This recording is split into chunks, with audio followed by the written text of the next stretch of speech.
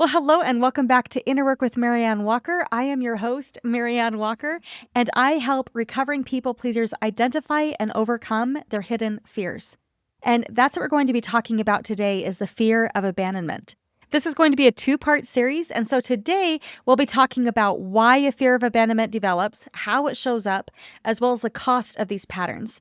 And so make sure that you're subscribed here to the podcast because next week we'll be talking about how to shift from fear into something that is significantly more powerful and supportive, love and authentic connection. So if you've ever found yourself working overtime to keep somebody else happy, or maybe you notice that you're staying in a relationship that just doesn't feel good anymore, or maybe you're silencing your own needs because you're scared of being left alone or left behind, then today's episode is for you. And first, I want to say this, that your fear of abandonment, it makes sense, and it is nothing to be ashamed of. This fear often has roots in our early experiences in life. So maybe you felt emotionally neglected as a child, or maybe love felt conditional upon how it was that you were performing, or how well you placated other people, or maybe somebody really important to you really did leave. But over time, your nervous system learned, if I want to keep people close, if I don't want to end up alone, I must keep other people happy at all costs. And this is why for many people pleasers, their number one fear is a fear of abandonment, of being left behind, being left alone. For them, being left alone can feel like the worst thing ever because they've equated being alone with being rejected by other people. And when you've made your worth conditional upon other people being present for you, it can create a lot of neediness and clinginess in a relationship. This might look like seeking for someone, anyone, to be with, rather than really seeking out people that you're truly compatible with and that really make you and your nervous system feel good. So this is when people-pleasing becomes a survival strategy. But here's the thing, is if we're showing up in a relationship through that lens of fear, it makes it very hard to show up in genuine love. You always feel anxious in a relationship. You're always wondering if you're too much or not enough. And that's no way to live. No one thrives when they're constantly walking on eggshells, worried that the other person is going to leave. In fact, rather than creating safety, then it actually keeps us in constant fight or flight mode. It keeps us in anxiety. It keeps us walking on eggshells. It keeps us in panic mode. And even more than the feelings that it creates, I want to share with you today 5 certain actions to watch for that might be a sign that you are maybe living and relating to other people through that fear of abandonment. So the first one is overgiving. This looks like pouring more into other people than you actually give to yourself. You're hoping that they'll see your value and that because they see your value, they'll never leave you. It is scorekeeping, yes, but it's not scorekeeping in a tit-for-tat way. It's not done in a you owe me this kind of way, but instead it's done through the lens of, well, I must prove that I am enough, that I am worthy enough, that I am invested enough, that I have enough value, that then they'll want to stay. And from the outside, then others might often be confused by your overgiving. They might even make comments to you like, well, I didn't ask you to do that for me, or they might even accuse you of manipulating them. And the hard truth is that in a way, you are. You're working really hard to manipulate the numbers in the scorekeeping to demonstrate how much value you are adding to the relationship, hoping that then they will also start to see that value. But what many people pleasers don't often understand is that people feel invested into the people that they're actually investing into. So by your overdoing everything for them, they don't have an opportunity to invest into you. So it may sound counterintuitive, but as you're trying to prove your value, you're also proving how little value they have to offer because you're never allowing them to reciprocate. You're never allowing them to ask, to do for you.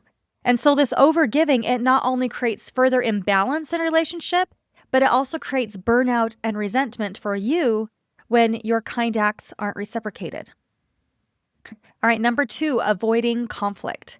This might look like agreeing to do things that you don't actually want to do. Because disagreement, even if it's a little disagreement, like where you would like to go for dinner, even the smallest disagreement can feel like a threat to the relationship. So you avoid having the conversation. You avoid expressing an opinion. You avoid making a request. You avoid letting them know how you're really doing and what's actually upsetting you in the moment because you think a lack of conflict will ultimately lead to connection.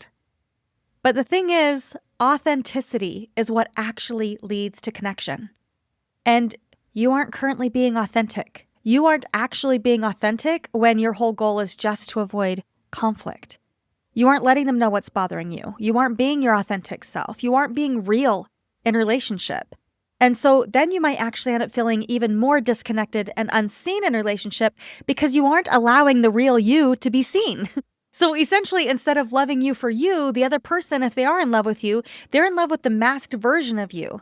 And then they might feel absolutely blindsided when you do finally speak up because you're just so burned out, you just can't take it anymore. You need something to come back in. So then you explode, and then they feel completely blindsided because they honestly had no idea that you wanted anything different because you had been so agreeable in relationship.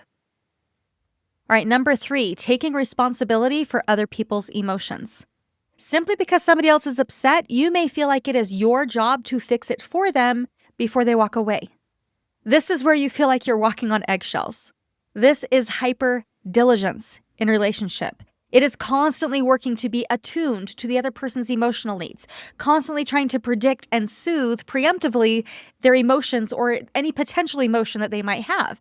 So it can be a little bit crazy making for you, trying to just track everything and be the emotional barometer to see how it is that they're doing. It might also look like over-owning your piece in a conflict.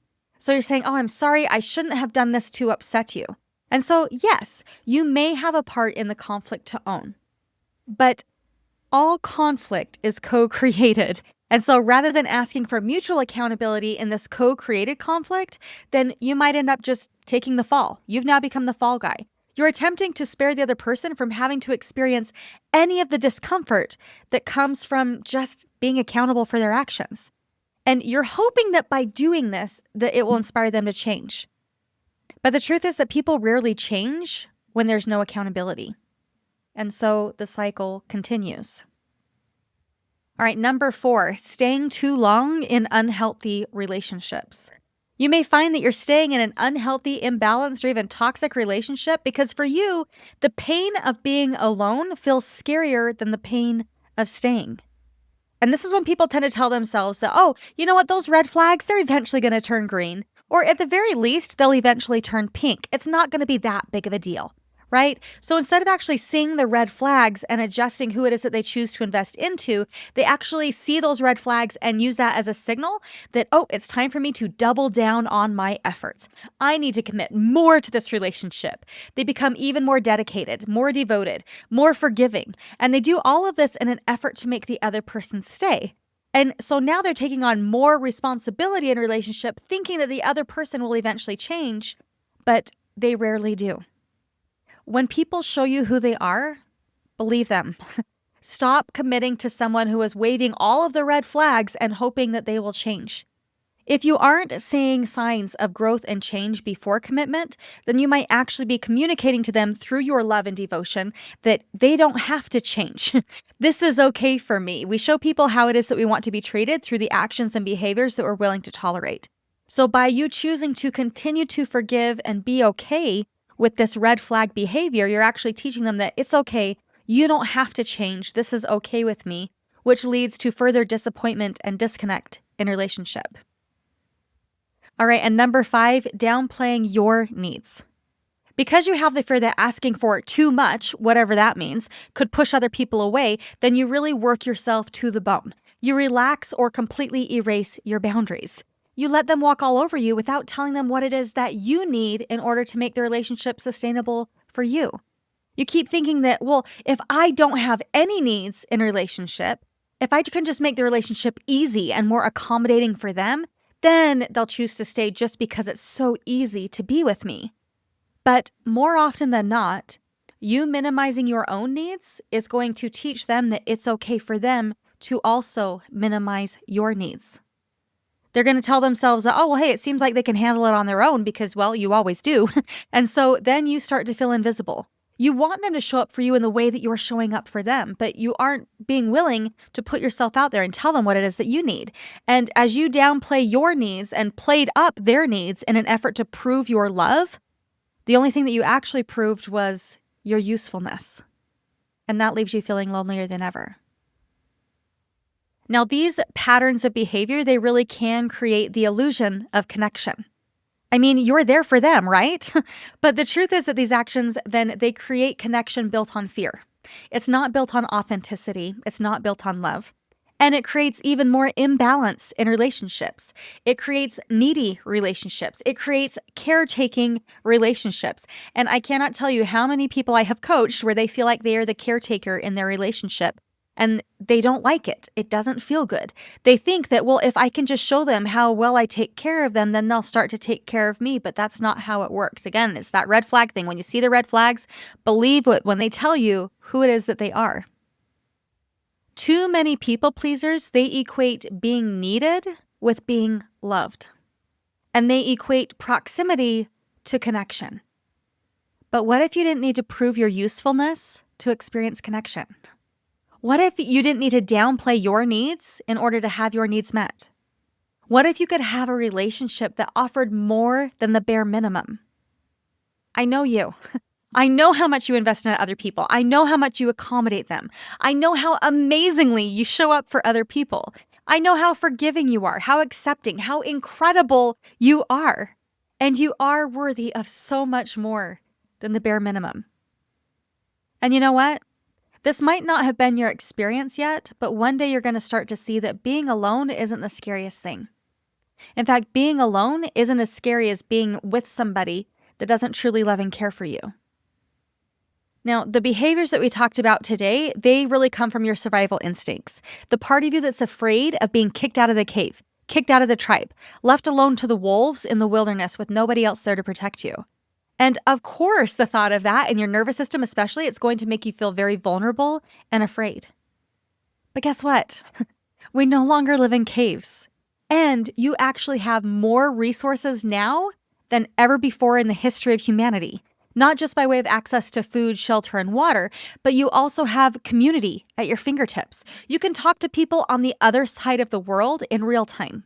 We're actually more connected than ever. And it is possible to shift from fear into love, and I can show you how. So in the next episode, we're going to be exploring how to stop abandoning yourself and start building relationships that are truly rooted in authenticity and mutual care. So make sure that you like, subscribe, leave me a review, and come back next week. You are not alone, and you deserve so much more than the bare minimum. All right, I'll see you next week. Bye now.